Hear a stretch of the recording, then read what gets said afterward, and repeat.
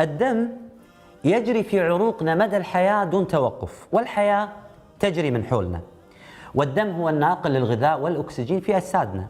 السؤال: كيف يتم إنتاج هذا الدم؟ وما هي أهمية التبرع بالدم؟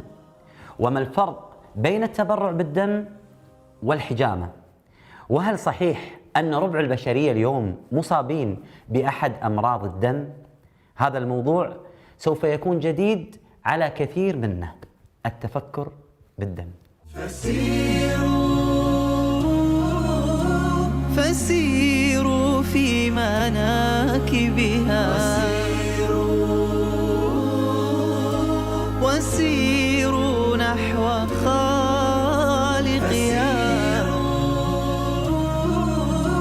فسيروا في مناكبها وسيروا نحو خالقها.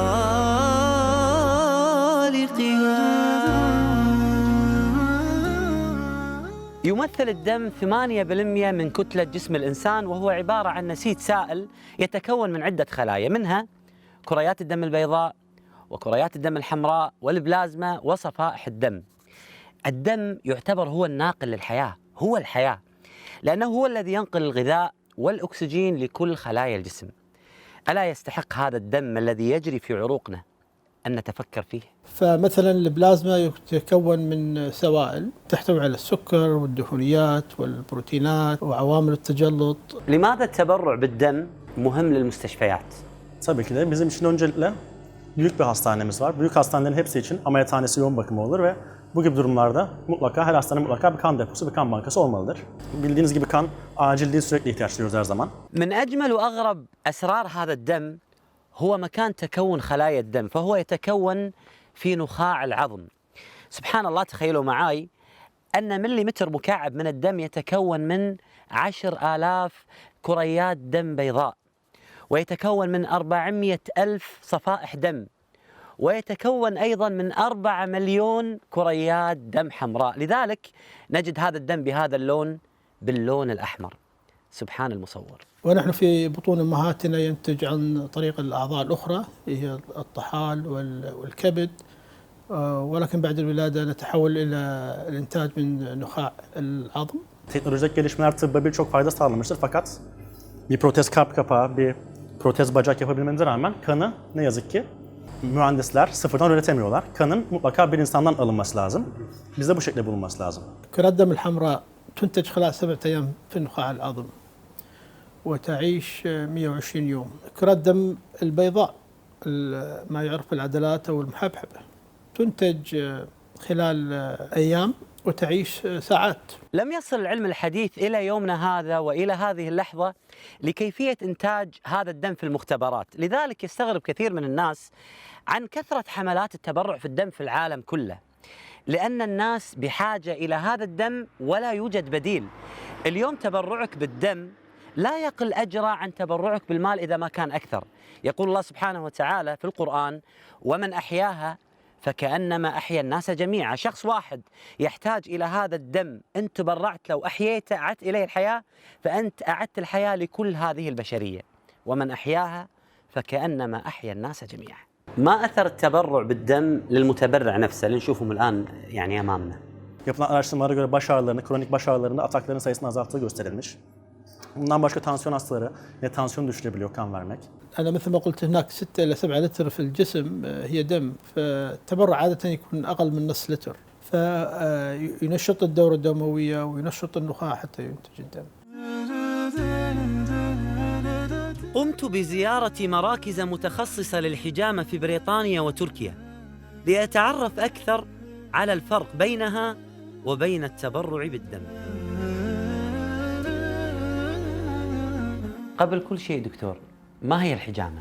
Hacamat, idrar, dışkı ve terle çıkamayan bütün hastalık sebeplerinin ciltteki kılcal damarlar yoluyla dışarı alınması işlemidir. شفط الجلد بكؤوس معدة خاصة، سواء كانت قرون الحيوانات كما كانت قديما أو الكؤوس الجديدة المعدة لشفط الجلد بشفاط معين وكاس يستخدم مرة واحدة. Just to explain a little bit about the ancient cupping, we have several kinds of cups, which would be, for example, these plastic cups.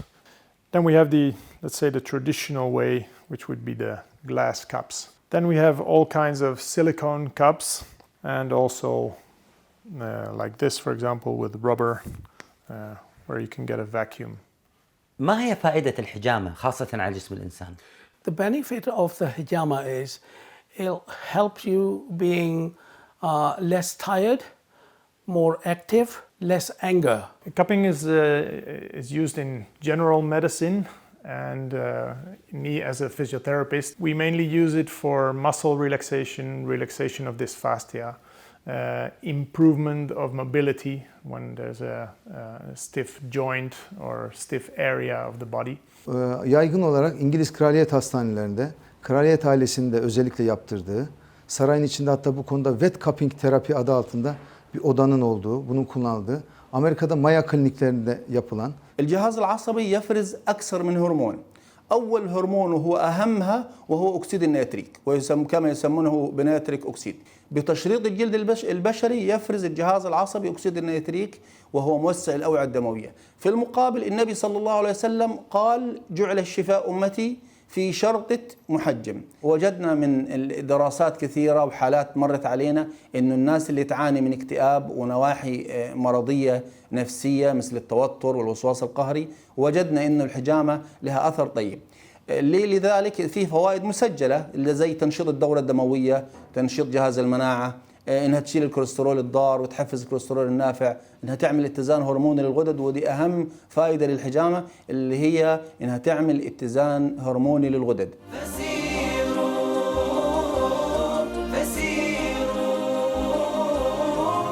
ما الفرق بين الحجامة والتبرع بالدم؟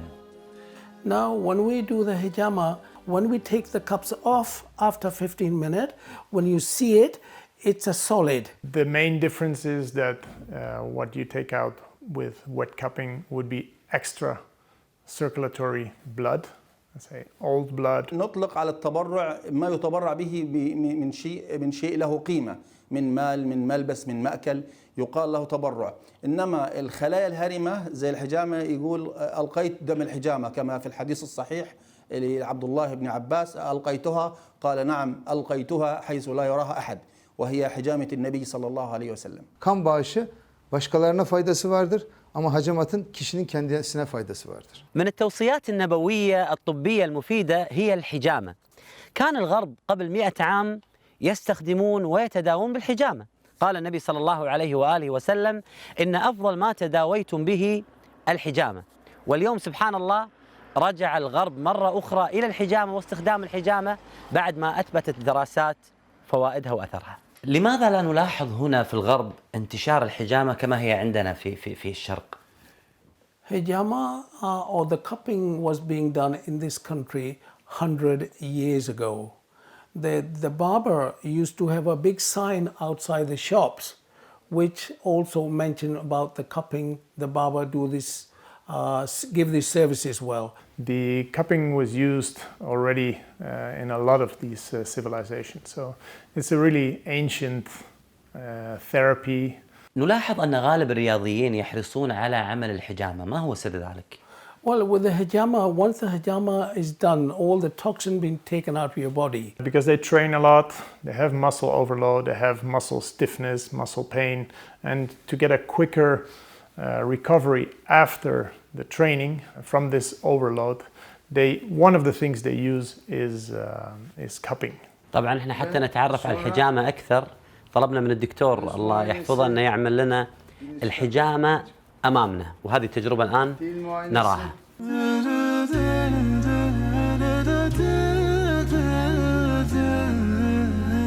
كلمة الدم الفاسد ما فيش حاجة اسمها دم فاسد. هو الدم تعريفه مجموعة من الخلايا الحية لها عمر معين وتهرم.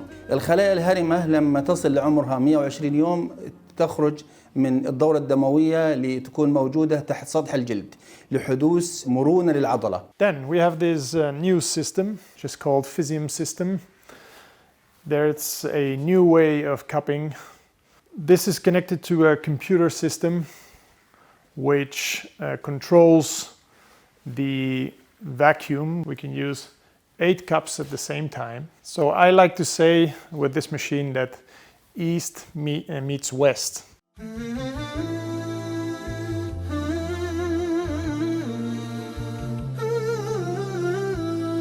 أوضحت الدراسة أن 25% من المراهقين مصابين بفقر الدم في عام 2016، أي ما يعادل 430 مليون شخص في العالم.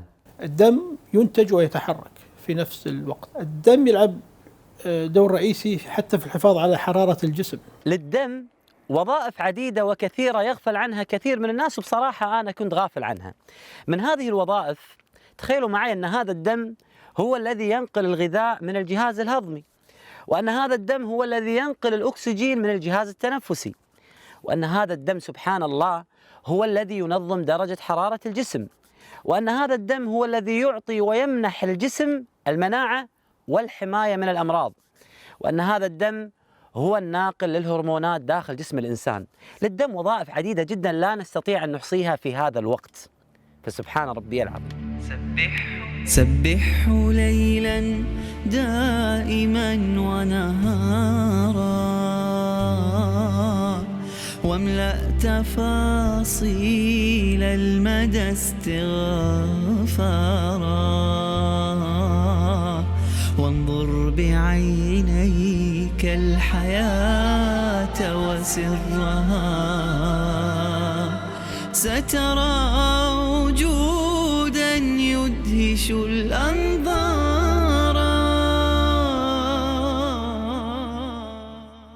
إن أفضل ما تداويتم به الحجامة، لأن الله سبحانه وتعالى هو الشافي، يشفيك بسبب وقد يشفيك بلا سبب، وممكن أن يشفيك بأضعف سبب، فابذلوا الأسباب وتداووا.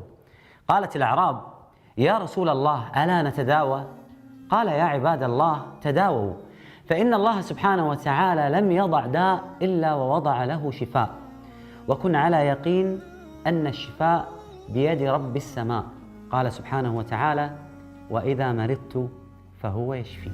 هو الرحمن أكرمنا وبالتفكير أمتعنا، بعقل فيه ميزنا وتلكم نعمة مزداد. رسول الله آواه بذاك الغار أعلاه، وظل بقرب مولاه، فسبحان الذي أهداه.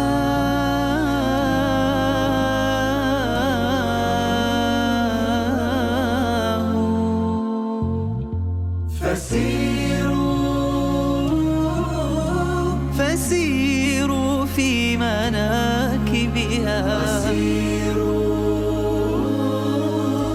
وسيروا نحو خالقها، فسيروا في مناكبها، وسيروا نحو خالقها.